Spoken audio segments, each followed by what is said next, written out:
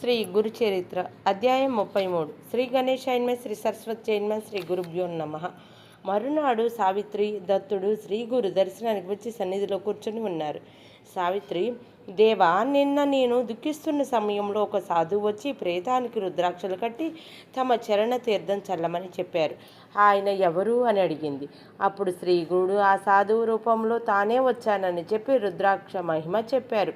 రుద్రాక్షలు ధరించిన వారు రుద్రునితో సమానులవుతారు.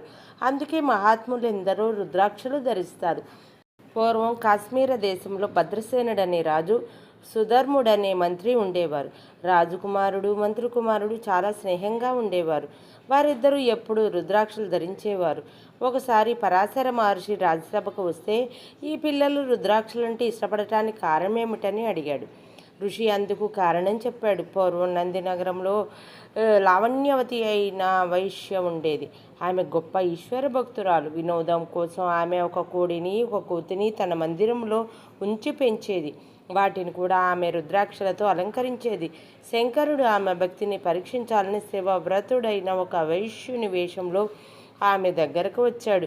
3 దినాలు పతివ్రత ధర్మాలను అనుసరించి తనతో సాంగత్యం చేస్తానని మాట తీసుకుని తన దగ్గరున్న అమూల్యమైన ప్రాణలింగాన్ని వేశ్యకిచ్చాడు. ఆ లింగాన్ని ఆమె మండపంలో ఉంచి పూజించింది.